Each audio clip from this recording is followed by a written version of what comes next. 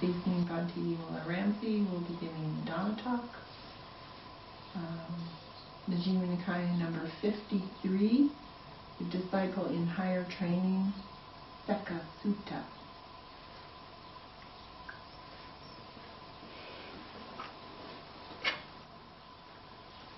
Just to confuse things a bit, it's the higher training in Pali is called Abhidhamma. But this is not the Abhidhamma of philosophy. This is the Abhidhamma of practice. Thus have I heard on one occasion the Blessed One was living in the Sakyan country at Kapvilavatu in Nigroda's park. Now on that occasion a new assembly hall had been built for the Sakyans of Kapvilavatu, and it had not been inhabited by any recluse or Brahmin or human being at all. When they built these meeting houses, that was a place for ascetics to come and they can spend the night with a roof over their head and walls so the animals didn't bother them, things like that. Then the Sakyans of Kapvilavatu went to the Blessed One. After paying homage to him, they sat down at one side and said to him, "Venerable Sir, a new assembly hall has recently been built for the Sakyans of Kapvilavatu, and it has not yet been inhabited by any recluse Brahmin or human being at all. Venerable Sir, let the Blessed One be the first to use it. When the Blessed One has used it first, then the Sakyans of Kapvilavatu will use it afterwards. That will lead to their welfare and happiness for a long time." The Blessed One consented in silence, shook his head okay. Then when they saw that he had consented, they got up from their seats, and after paying homage to him, keeping him on their right, they went to the assembly hall. They covered it completely with coverings and prepared seats. And they put a large water jug and hung up an oil lamp. They didn't have electricity then. The Sri Lankans, the tradition is before a Dhamma talk, there is an oil lamp. It's 5 tiers? 4 or 5 tiers, I don't know. But what they do is they put oil in and then they have a wick and make a little ceremony of lighting all of the things. So that way there would be light.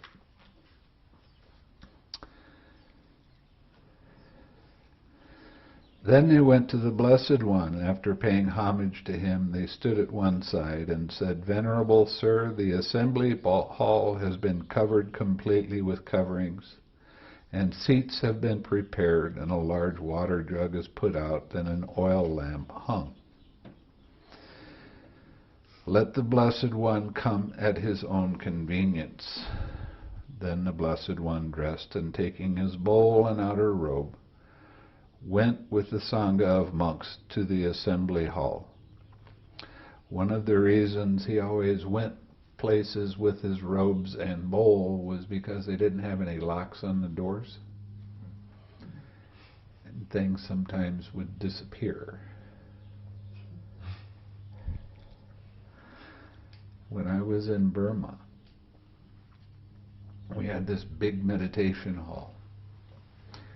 And we had 2 clocks. We had one on each side of the wall. They were big clocks like this. And we're all sitting there one night, and this guy walks in with a ladder, gets people to move so he can go up and takes the clock off the wall and walked out. He stole it in front of all of us. So after that, there was a little frame around it so they couldn't take it off.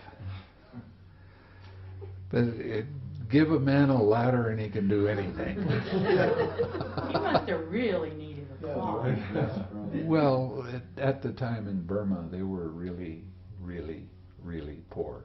Oh, so you probably sold them. Yeah. Back to you? No. He's going to be poor in the future, we know that. Oh, yeah. When he arrived, he washed his feet and then entered the hall and sat down by the center pillar facing the east. Facing the east, there was a guy that got some real sensitive equipment, and he measured the energy of the four different directions. And when you face the east, you have more energy coming at you. So if you're experiencing sloth and torpor, sit facing the east, and it can help a little bit. When you lay down to go to sleep, if you have your head towards the north, you get good sleep. Or if you have a restless mind, you sit facing the north. I don't remember what the other directions did, so we'll have to let that go. So whenever the Buddha gave a Dhamma talk, he always faced the east. And the monks washed their feet and entered the hall and sat down by the western wall facing the east. So the Buddha was facing the east and they sat down behind him.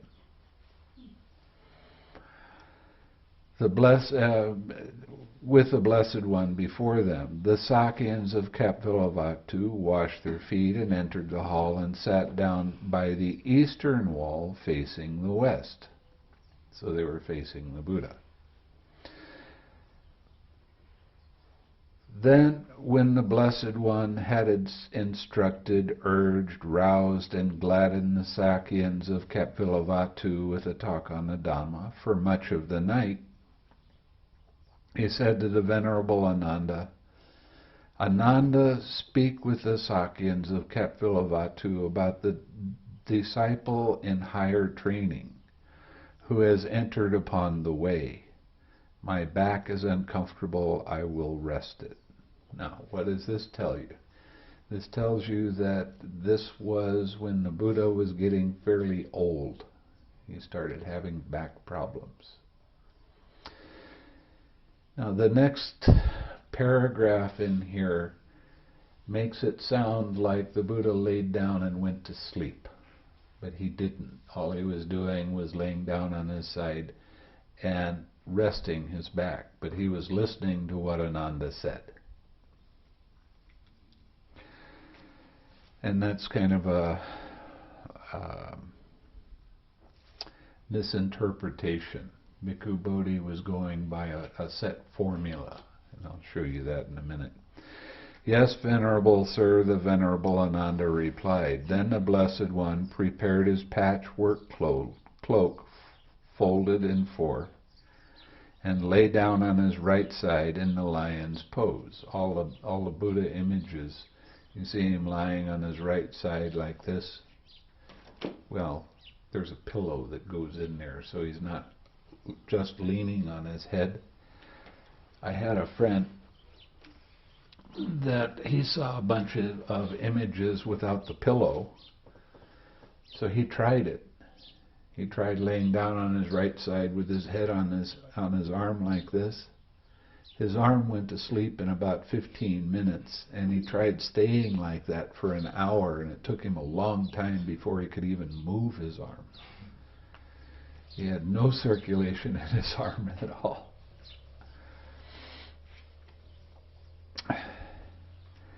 Now, one of the things that the Buddha suggested for monks in particular was to, when you go to sleep, you sleep on your right side. And when you sleep on your right side, your heart is very much open and there's nothing pressing against it. If you sleep on your left side, you have your lung pushing against your heart a little bit, and you don't get as good a sleep. So I've been doing this practice for a lot of years.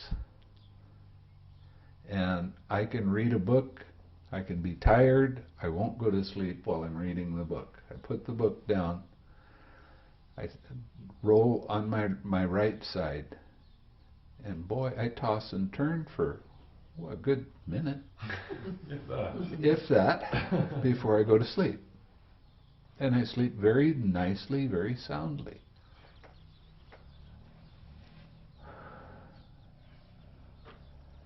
I get jealous.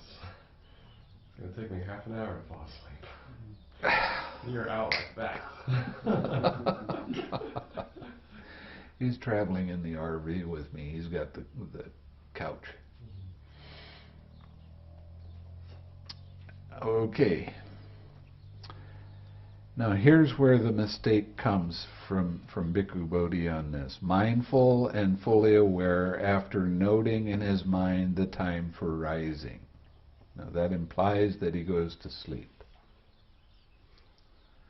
And he wasn't.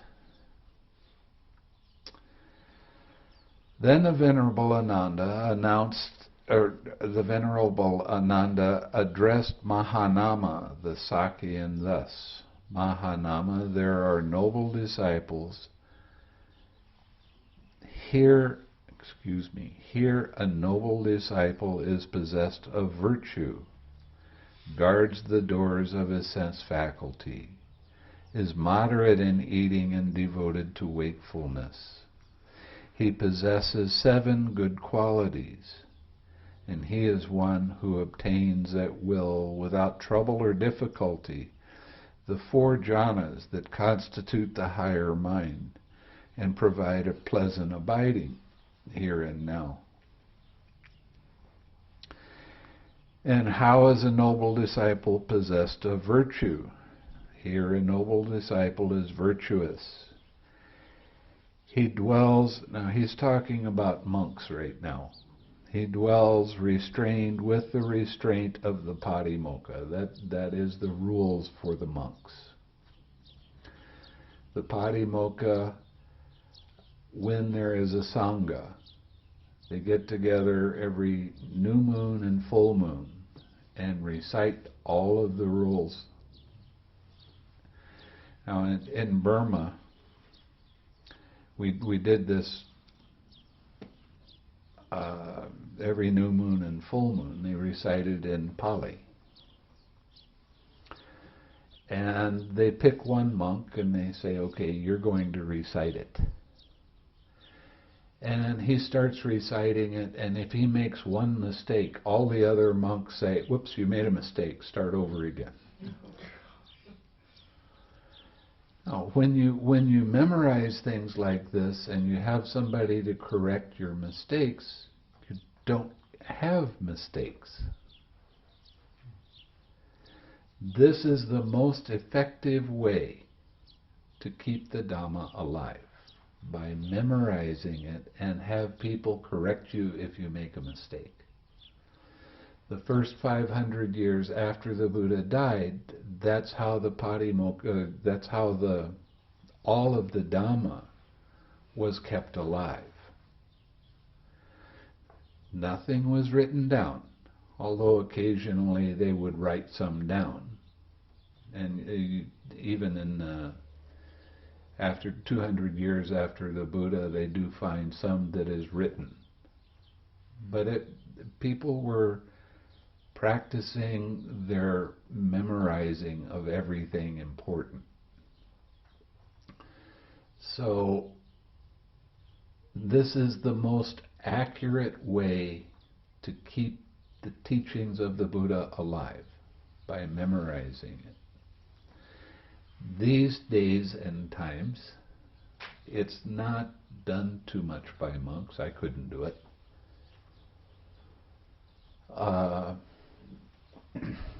In Burma right now, there are, it's either 7 or 8, I can't remember, monks who have memorized the entire Tipitaka. And they took a test on it. And the test lasts 10 hours a day for 30 days in a row. I've heard people in college complain what a killer it is to have a 4-hour test. Oh. Now, in order to get the highest degree on this, they can't make more than 10 mistakes. That's the most they can make.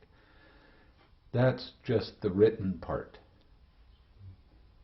The reciting part is, I tell you, I'm reading from the Sekha Sutta, the discipline and higher training, the middle length sayings, and I might read a couple lines and say, okay, continue.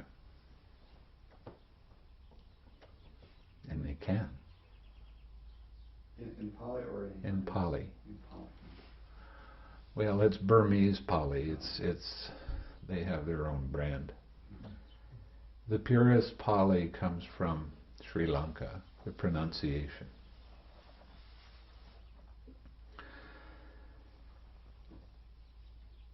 Now, when I was in Burma, the Mingun Sayadaw had done this in the 50s, and he was, during the Sixth Buddhist Council, Mahasi Sayadaw was a chief questioner. He was the answerer. Okay. And when I was in Burma, he was still doing quite well, and he came and gave talks occasionally, and then he started getting sick. He was 85, between 85 and 90. And I had the opportunity through a translator to sit down with him privately and ask him questions. I asked him, where in the suttas is access concentration mentioned? He said it's not in the suttas, this is in a commentary. Where in the sutta is moment-to-moment awareness mentioned? It's not mentioned in the suttas, it's mentioned in the commentary. Where is straight vipassana mentioned in the sutta? Vipassana only as a meditation. That's not in the suttas, that's mentioned in the commentary. So I got to ask him quite a few of those questions that were rather important to me at the time, because I'd been practicing straight vipassana for, well, at the time it was 19 years.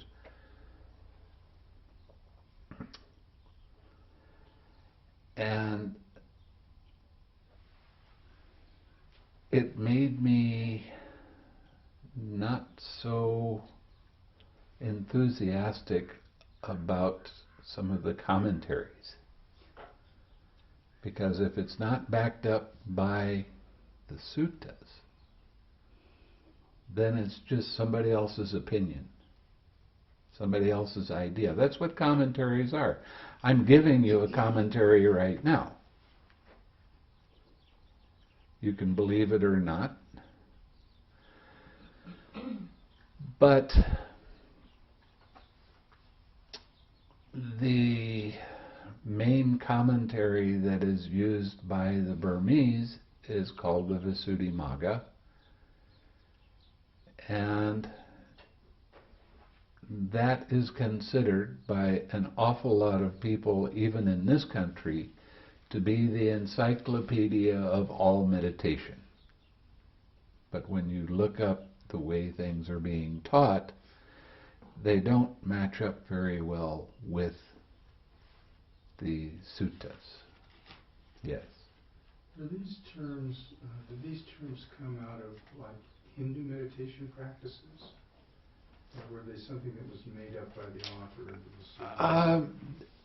Sutta? See, the author was Buddhaghosa, and he had studied the Vedas.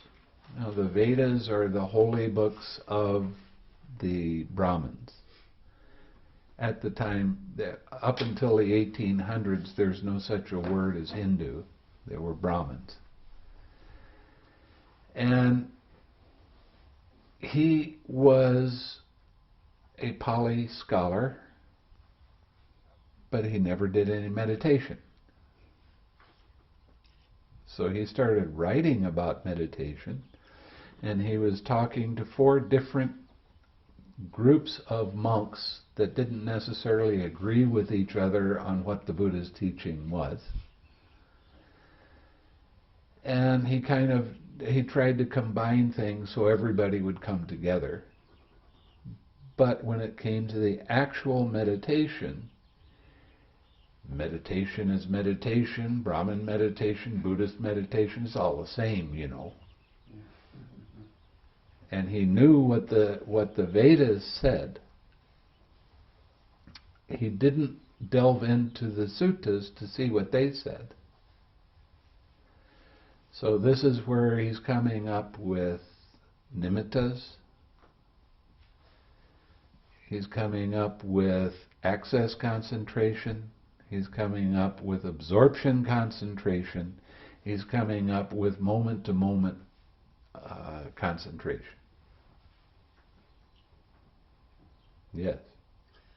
So is that where there's the division between the word, if I get it right, ekagata,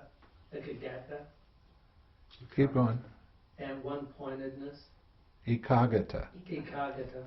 and but in one by one as it occurred, they don't use that word, they use unification of mind. Right. So please explain. Okay. Ekaga in Pali means tranquil. Okay. Ekagata it's kind of like the act of being tranquil, but over the years it's also the act of being still, the act of being one-pointed. Now, there's a lot of justification for this. Even if you read Sayadaw U Ānanda's book, he gives you 5 different definitions of ekagata.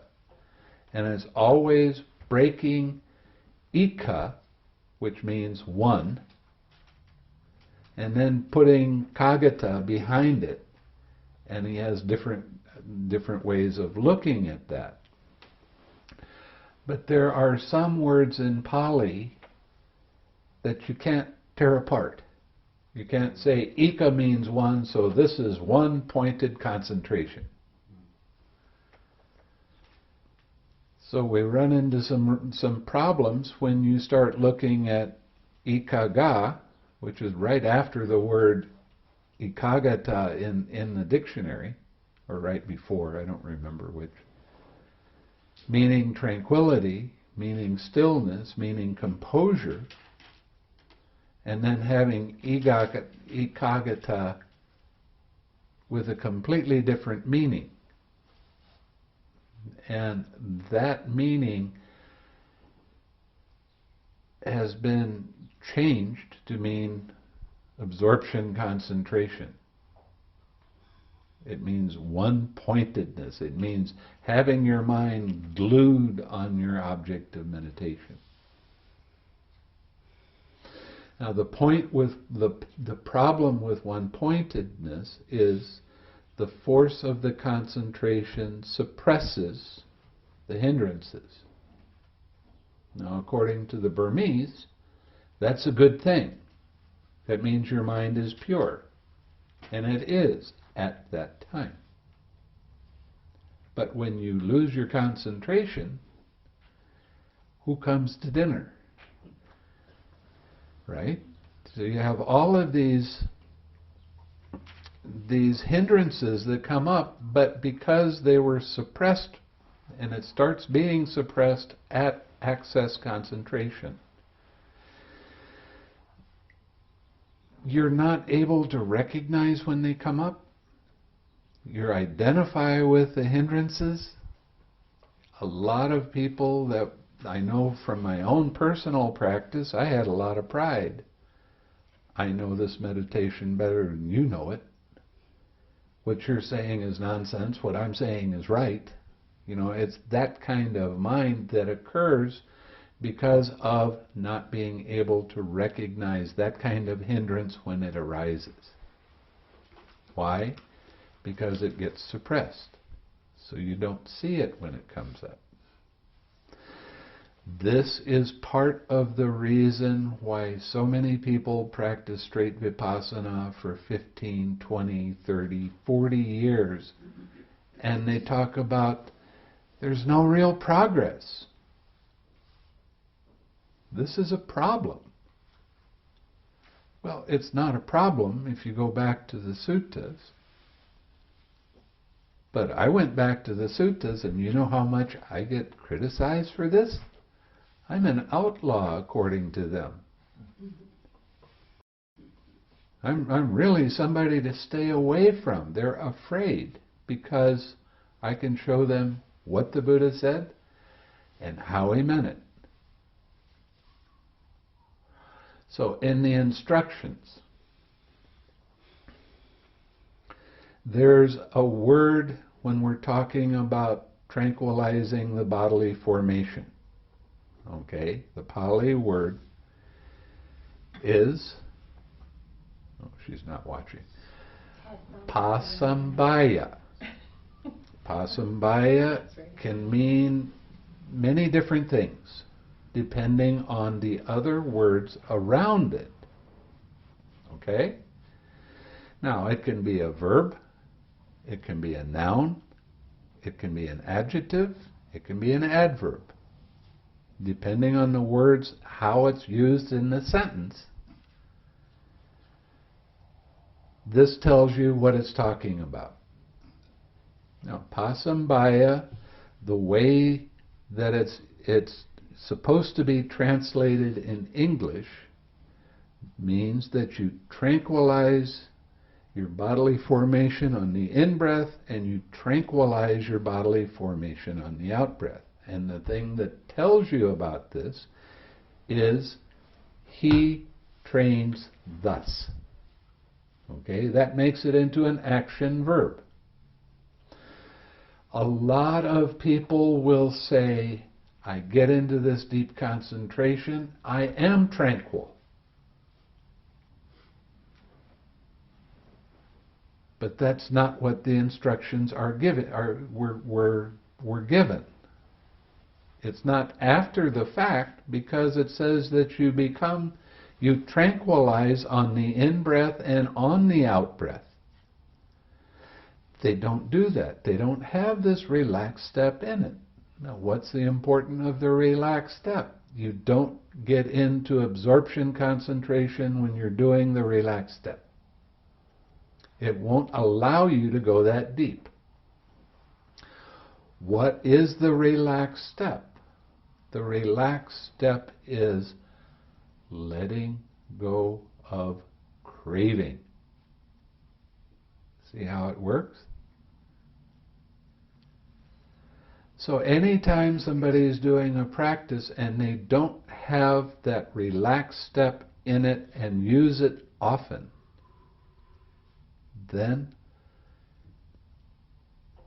they can get caught by this deep concentration which suppresses the hindrances, and all of the hindrances are where your ego belief in a self is stored. Okay, the reason the hindrances come up because of past action, breaking a precept for one reason or another. And then you can feel guilty about it for a while. You killed somebody else, or you stole something, or you had sexual misconduct with someone, or you used your verbal telling lies or dividing people or cursing and that sort of thing. Now you can get to a point where you go, oh, that doesn't mean anything, I don't care, but your mind holds on to that. And your mind will say, if you break a precept, I shouldn't have done that. I know I shouldn't have done that. But you can gloss it over. But guess what? That hindrance is going to manifest as restlessness, sloth and torpor, doubt, hatred, lust. And all of those have craving in them. I am that, whatever that hindrance happens to be. So if you're not consciously letting go of that, on the in-breath you relax, on the out-breath you relax, you practice the 6 hours, you have that relaxed step in it. If you don't do that, the force of the concentration will suppress it, but your mind isn't totally pure. Why? Because when you lose your concentration, you got the hindrances. And the identification with those hindrances. So it's a real important thing to have that step of relax, and it's done in a particular way. On the in-breath, when you're doing breathing meditation, on the in-breath you relax. What do you relax? Now, your brain has 2 parts in it, and around each part is a membrane called the meninges. Now, where the 2 parts come together, every time there's a break of a hindrance, they kind of get stuck together. Okay? And what happens every time you have a thought, every time a sensation arises, every time a feeling arises, this meninge tightens. When it tightens, that is how you recognize when craving has arisen. What is craving? Interesting question. Something that you can ask a lot of meditation teachers about, and they won't give you a real idea of what craving is. It's always recognized as tension and tightness in mind and in body, and it manifests as I like or I don't like, depending on the feeling that arose right before that craving came up. And because that craving is there, that's the very start of your identification. I am that. I like this. I don't like that. Then the clinging arises, which is your opinions, ideas, thoughts, cravings, not cravings, but concepts and stories. Okay? That's the thing that pulls you away and completely distracts you. So you don't even know that you have an object of meditation. You don't even know where you are. Most of the time, people don't even recognize when they have a body. They get so caught up in the thinking.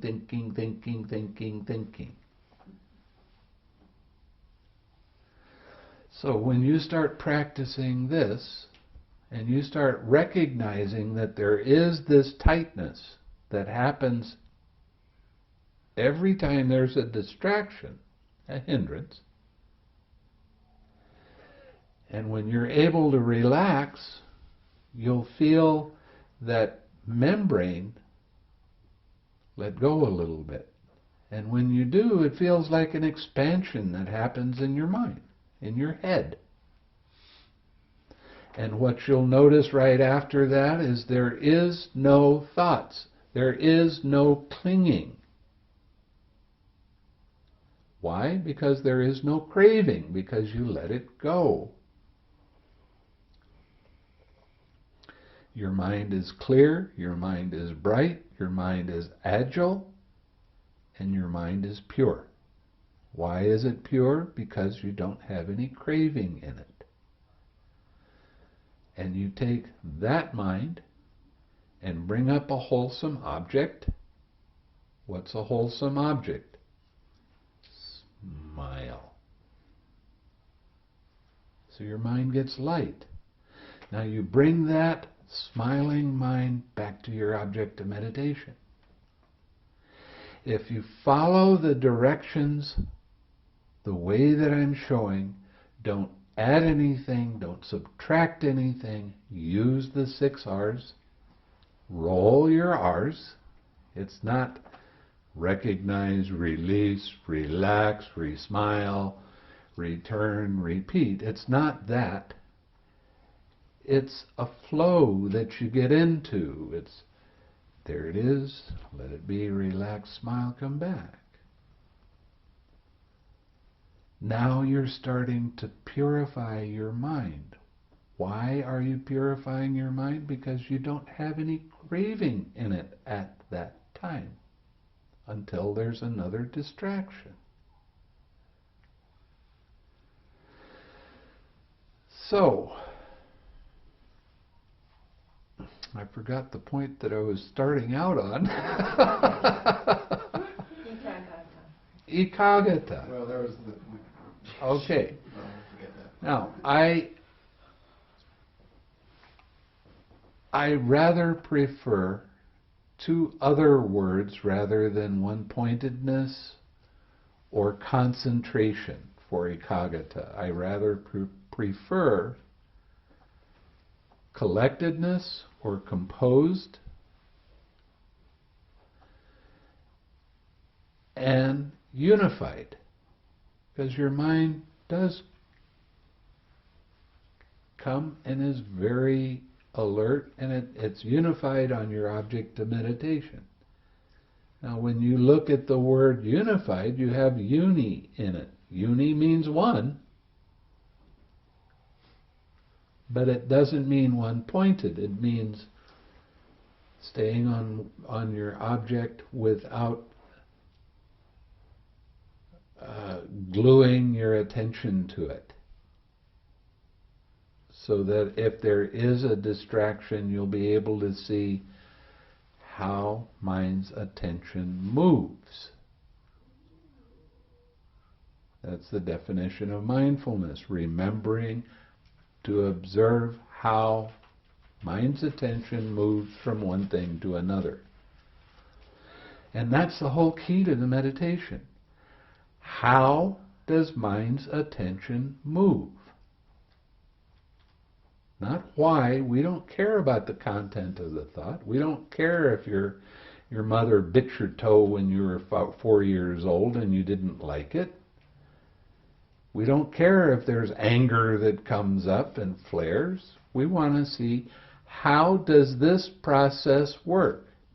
This is a completely impersonal process. You don't ask any of this stuff to come up. It comes up because the conditions are right for it to come up. What you do with that right now dictates what happens in the future.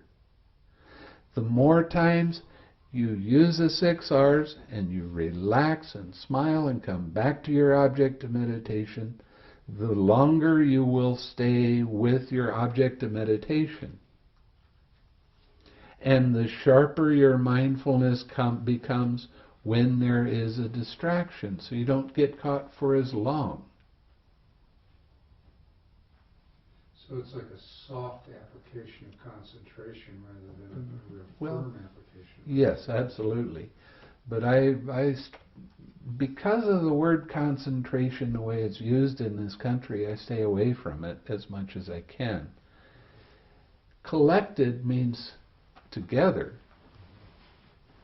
and at ease and alert. And I do prefer that word. And I didn't invent that definition. I got that from other books that I've read, and I kept on bumping into it with these other different books going, oh, I like that better than concentration. So I prefer the word collectedness to concentration because it won't be misunderstood so easily. So what is the Pali equivalent word then? For you, collected? Samadhi. What would it mean? Samadhi, yeah. And you defined that word differently. I'm just trying to connotate. No, we'll let that go. Bodhi uses collected when he sort of starts defining samadhi. He gets to it finally. He says it's. Yeah, but it's like anything that you do in the dictionary. The first definition is the one you almost always go with. Yeah. This is in his third paragraph. Yeah.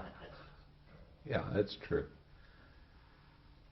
And the Pali Text Society is coming out with a new edition of Pali to English dictionary. We have the second volume now. And it's actually, from looking at it, it is quite good.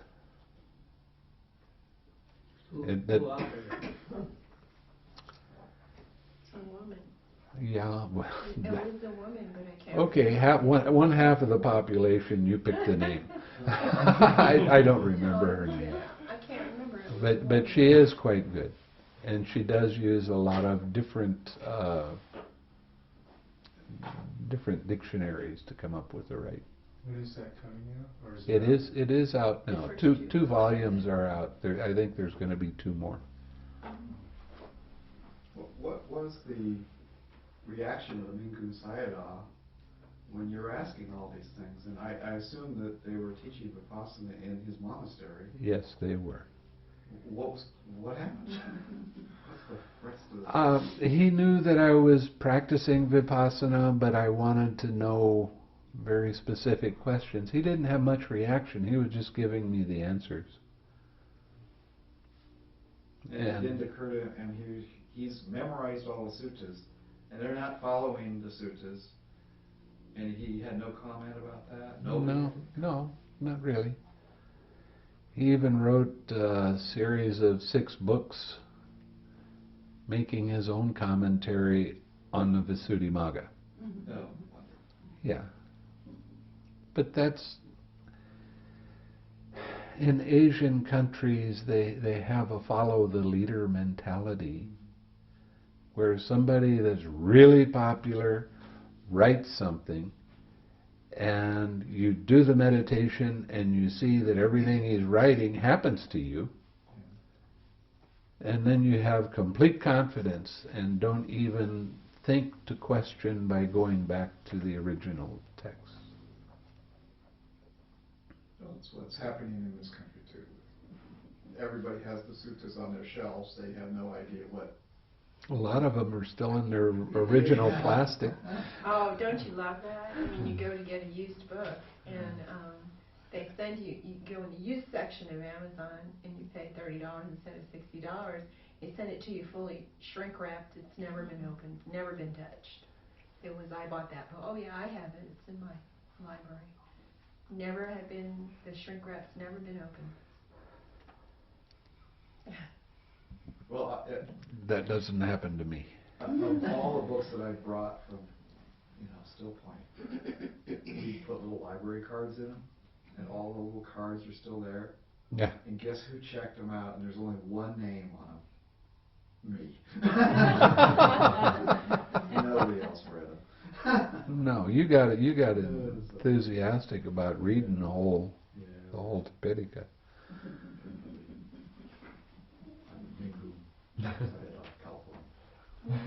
Well, you can't be a Mingun Sayadaw. Because that's not his name. Oh. He's from Mingun. Oh, yeah. He's a Sayadaw from Mingun, just like Tangpulu Sayadaw. That wasn't his actual name. He was from the township of Tangpulu. That's one of the ways the Burmese monks, they give the name of their town. And I'm the Sayadaw of this town. And that's how. Iron to the Sayadaw. Annapolis. Oh, Annapolis. Annapolis.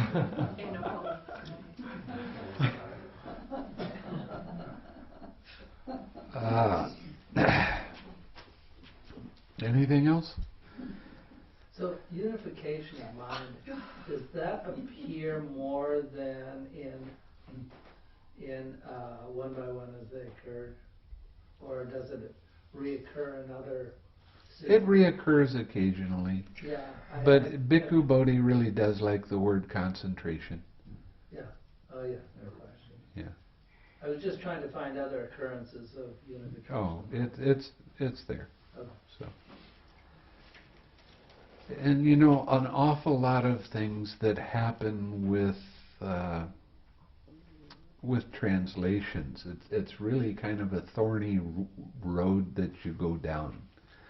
Because if you try to be too literal, you miss the meaning. There's 2 books of Anguttara Nikaya that's written by or translated by Hare.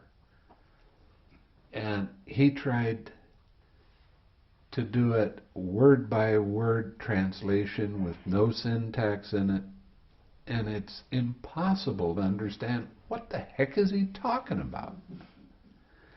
Because their sentence structure in Pali is different than it is in English, but he didn't care. He just did it word by word.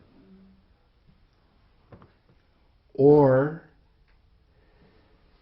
you can get too caught up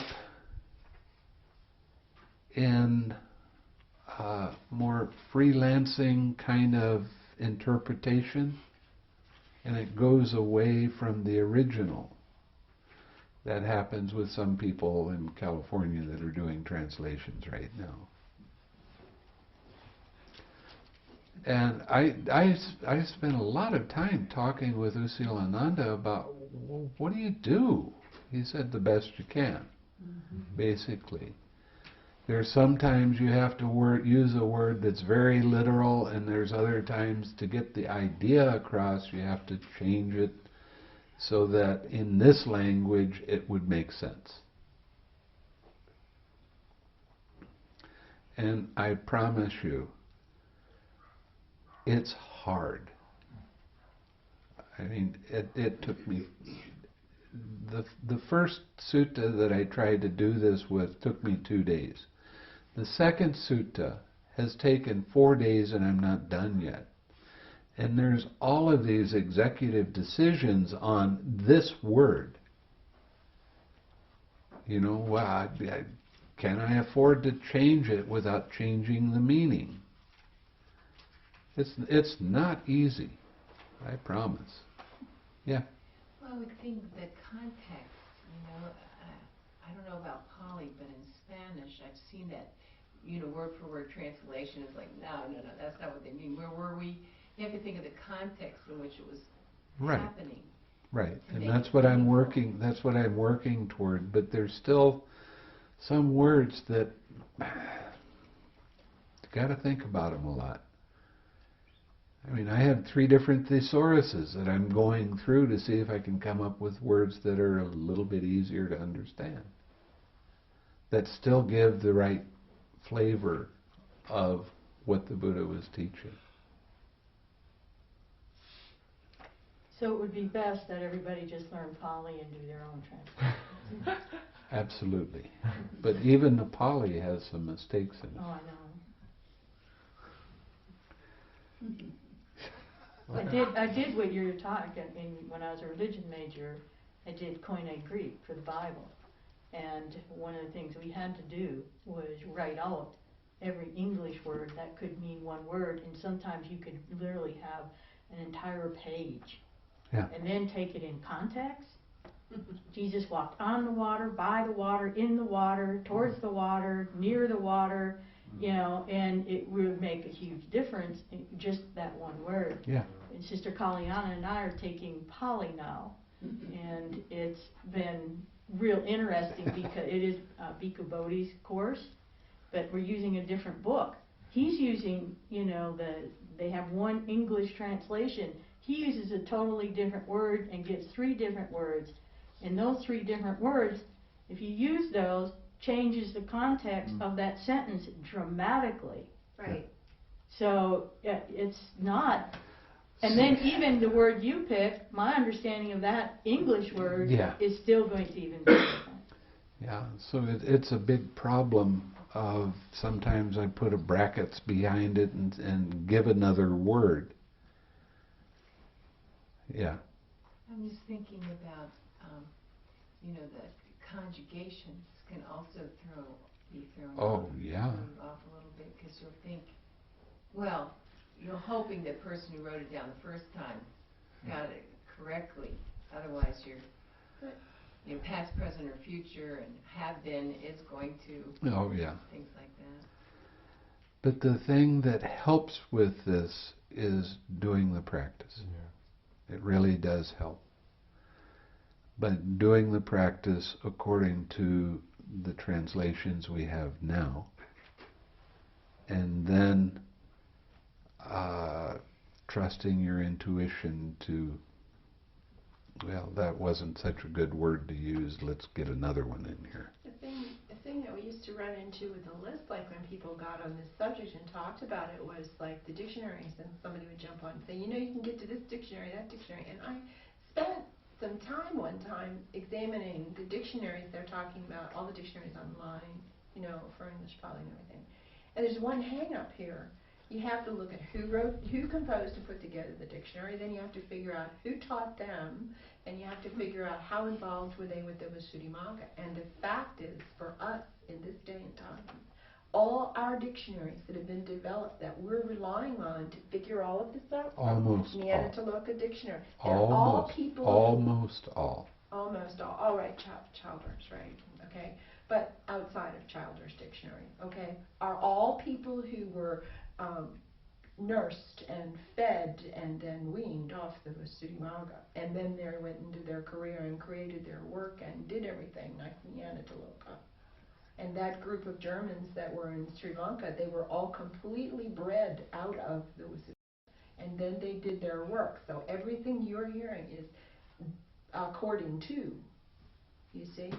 So we're stuck with that. And then when you go study Pali now, and they point you to dictionaries as they're teaching you, including Bhikkhu Bodhi, they're going to point you to those dictionaries, and they're not going to stop and say, but wait a second, who developed that dictionary? Who trained that person?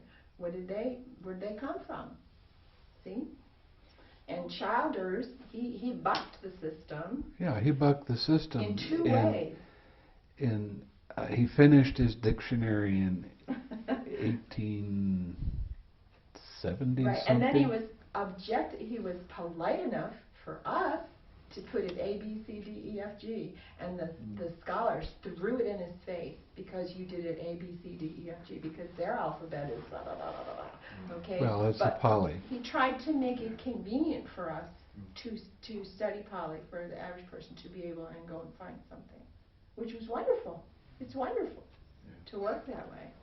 So if anybody has a couple of years that they don't know what to do with themselves, then get every dictionary and put them all together, so you can compare what one person said to the other person to the other person. Like a great book system with the dictionaries in existence. So if there were 5 dictionaries, you go look at a word and what everybody said is there, and it just would be interesting to have. Then there's the Tibetan dictionary. Oh. But that's a way. I wouldn't even touch that one. It's online. I know. Sure. And it's used amazingly amount. Sure. The Pali dictionary has to go online. Well, it is. Pali dictionaries are online. They're online. Yeah, the Chicago University has a fairly decent dictionary. Some words, of course, it's all personal. But some words are not as accurate as they could be. But how do you know that if you don't know that? Well, the experiential thing, to have Right. someone experience Right. and practice, because the word is simply a description in order to help lead a person to that same Right. experience. Right. That's Word is why not I the started same. this.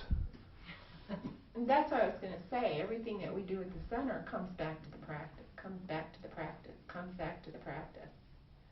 Where does it come back to? To the practice. Well, I'm No, it surprised keeps that, doing that. the German community in doing this, there wouldn't be some who would be very independent and experiment with practice and find that there was, there was a need for more accuracy. But they did their practice, but it was according to the Visuddhimagga. Right, they did that. Yeah.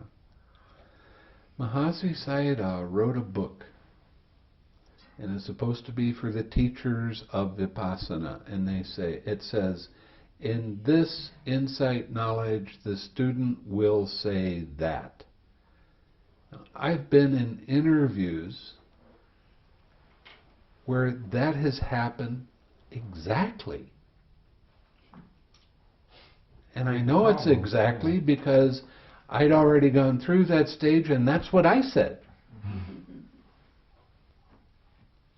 And that's why this is so popular, because he has it really down. It's really remarkable. So people been going into Nibbana by happy accident? So what are they experiencing? Well, according to what Mahasi Sayadaw taught, you get to Sankarupeka, equanimity to formations, and you go through a series of different things, and then finally you'll get to a place where you black out.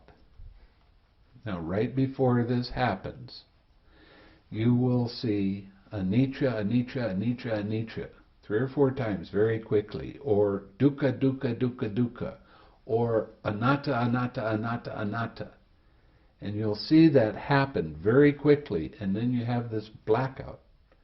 And that's what he called Nibbana. See, it doesn't have anything to do with dependent origination. And then when you get back, your mind automatically, and I'll be darned if it doesn't happen, you go back and you review all of the insight knowledges. And it happens exactly like that. It's uncanny how it works according to his description. But his description of Nibbana doesn't have anything to do with dependent origination. It only has to do with anicca, dukkha, anatta. And in the Mahavagga, I don't care what you say, it says, a person can see one or all of the characteristics without ever seeing the links of dependent origination. But when a person sees the links of dependent origination, they always see impermanent suffering in that self. And you can prove it. You can prove it out to yourself Yes. through your practice. You can prove it. That's the thing. Just the Nibbana issue, we've talked about that. The Nibbana issue is so fascinating because, for instance, you have somebody, there's a big organization that teaches Buddhism online, and their whole principle is Buddhism is about bliss. So when you discover bliss and the ultimate rapture, which is the soaking of joy through the whole entire body, that is Nibbana. So they're promoting that. Then you have Mahasi's version of what Nibbana is. So then you have another group that has tinnitus in their ears, and everybody in the group gets tinnitus in their ears. So now we have a new tradition. Tinnitus is the ultimate reaching of the Nibbana. So tinnitus is now Nibbana. Then you have somebody there was another one that was found. Oh, ecstatic. When you start researching this, it gets almost comical because you're in a state of decline in Buddhism. And so rather than do, heaven forbid, we should go back in the text and see what it says. Mm-hmm. We will just, we'll make up whatever works. We'll call that a qualification and just tub your toe. If you don't lose, I know the one about Kundalini yoga, if everybody experiences Shakti, they all lose their toenails. So that's the ultimate in Kundalini yoga. You see? So, Well, and then you have these other toenails. traditions like And you said, the Tibetan tradition. Now, they really, really push, you have to become a bodhisattva. You can't get anywhere, and you're making the vow to stay here until all beings can be enlightened. Well, if the Buddha couldn't do it, who am I? Do you think that's just some of them? Because I don't know. I The haven't. Tibetan, all the Tibetans are really very much into taking a bodhisattva vow, and also the Mahayana are very much into taking the bodhisattva vow. Now, the thing with the bodhisattva vow is that the bodhisattva means future Buddha. Okay? When you take the bodhisattva vow, you go through all of these rounds of rebirth, which are millions and millions, and 4 Mahakapas is the fastest. And you work on your perfections, and you have all these different kinds of experiences, and it is not an easy path. It is extremely difficult. Let me finish.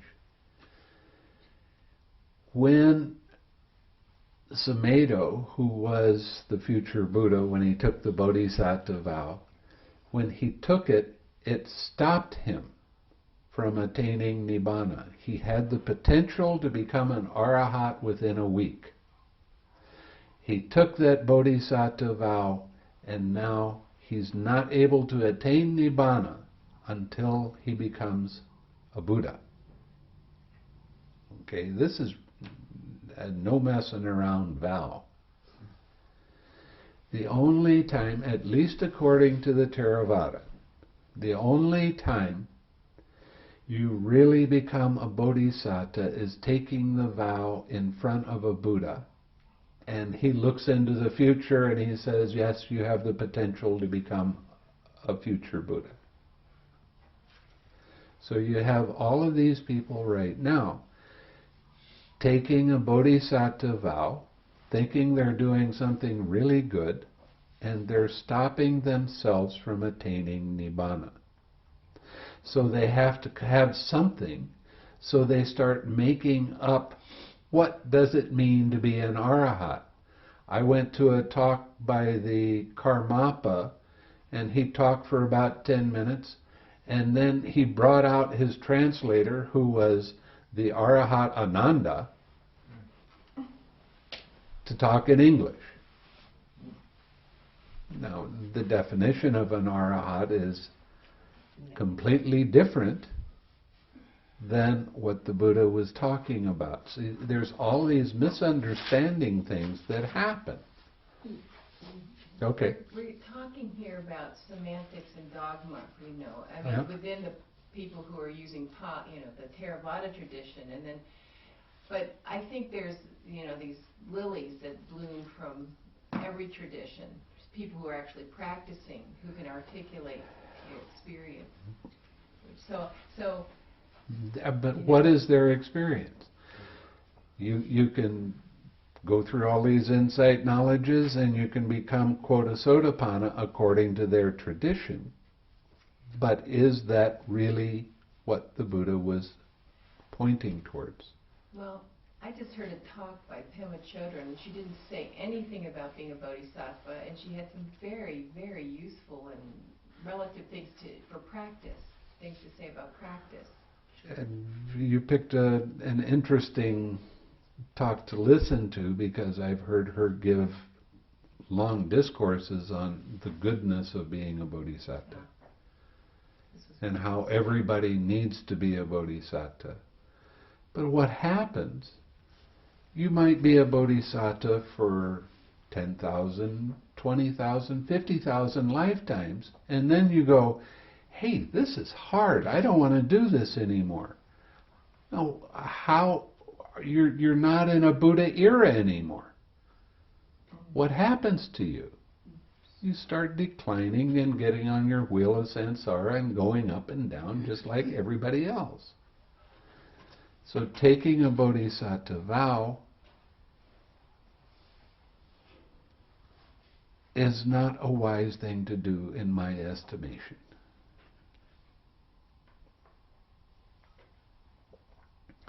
And I've been around Tibetans that all they do is talk about bodhisattva this and bodhisattva that and the great bodhisattva and there's this Buddha that's better than that Buddha. What is this? So let's go back to the original text and see what the Buddha is, as close as we can get, and see what the Buddha is talking about so we can maybe make this decline less steep and maybe it'll start up for one more round of saints. Because this is the age of saints. I think also what you said, I started out Zen. And basically one of the things is Dogen this, Dogen that, you know. And then when I found out there was something besides that, it was like, I asked my teacher, I said, well, why aren't we starting, I just found out that the Pali Canon's in English. Why aren't we starting from the beginning? Why are we reading a commentary about a commentary about a commentary? And I think what you're talking about is that, again, I started in Zen. I'm here now, because actually the ones that really attracted me the most in Zen were always the rebel monks. Every time I read something about what was called a rebel monk, that rebel monk was going, you're too strict with Vinaya, or you're not teaching Dhamma, we need to go back to the beginning. And every time I read one of those, I'd go, yes! And then when I found the Pali Canon myself, I was like, wow, this is it, this is it. And I did start with Pema Chodron, and started, but I didn't stop there. I went back to the Pali Canon. And started reading that, and I think that's how you can get what you're calling these lilies and these different traditions, is because a lot of these people are not doing that tradition. When I was in Zen robes teaching Theravada Buddhism. That's why a lot of Zen people didn't like me. They said, we don't want to hear that. We don't want to hear what the Pali Canon has to say. And I'm like, where do you think this came from? So None did that too.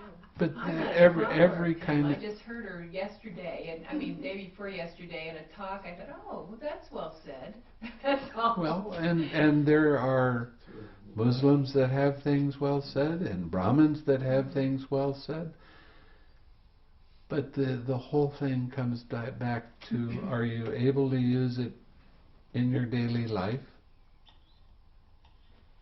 And are you learning how to let go of the craving? The big one. That's the big one. A lot of these talks, they can be brilliant, but you go up to that person after the talk and say, okay, what's the definition of mindfulness? And they'll say, to be mindful. Can't do that. Yeah, I think sometimes too, when you look at some of the elements that you've been teaching, like relaxation, you look to see where that is in their talk, or where there's some kind of mention of dependent origination in some of the elements, and where that is, and just these basic foundational elements just don't ever come out. And you sometimes read maybe a whole chapter from somebody's writing about Nibbana, and you realize all they're talking about is mundane Nibbana. They never mention supramundane. So there's no connection there.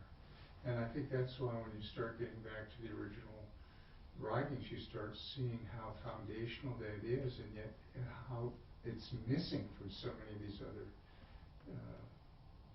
speakers or teachers. So. That's true. Once again, suggest experience. Yes. Yeah, I mean, would you want a whole book of wonderfully written words?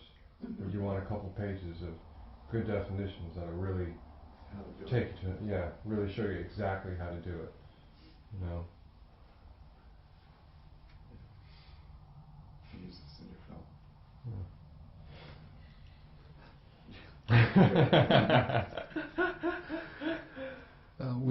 This talk has certainly gone astray. Right on point. It is right on point, but it's astray from. How to train. Well, I only got as far as virtue.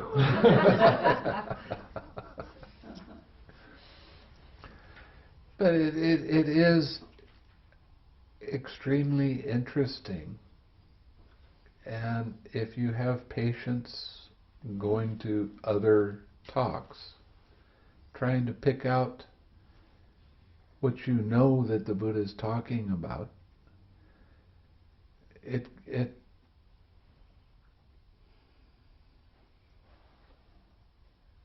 can get a little bit frustrating. And I'm always accusing my students of being spoiled because I try to give you as many definitions as I can so that you'll understand and have the direct experience. And then you go and listen to famous people giving a talk, and you come back and you go, well, he didn't mention any of this core stuff. He didn't give any definitions. How many people do you know actually know what craving is and how it manifests? You do, because I mentioned it. And because you see it in your practice. So you don't believe the words, but if you have the practice behind it, you can see this is progressively, this is right, this is right, this is right, because of your own experience. So you're learning how to let go of the content of distractions and bring up something wholesome that makes you smile and helps everybody else to smile. So you're affecting the world around you positively.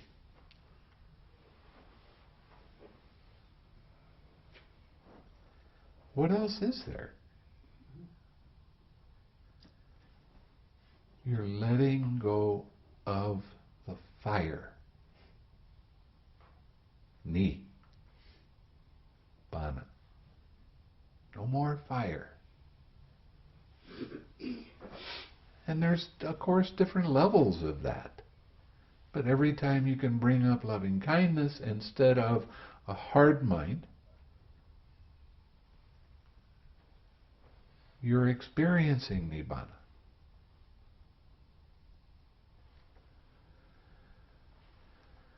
Okay.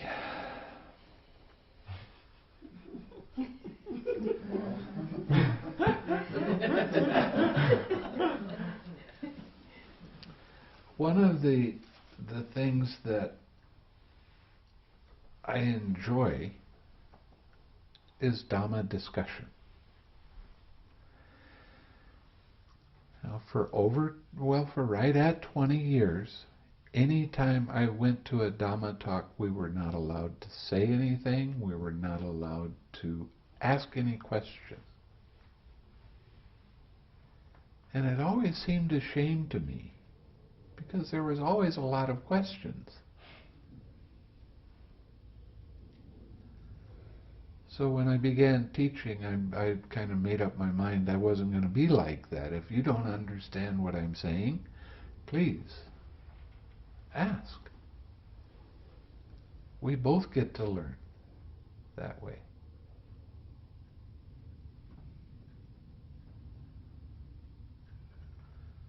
So, with that said, is there any questions? Is there any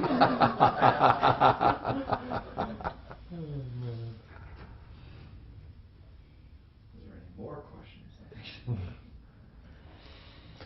Okay, let's share some merit then.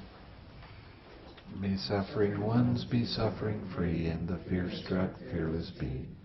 May the grieving shed all grief, and may all beings find relief. May all beings share this merit that we've thus acquired for the acquisition of all kinds of happiness. May beings inhabiting space and earth, devas and nagas of mighty powers, share this merit of ours. May they long protect the Buddha's dispensation. Sadhu, sadhu, sadhu.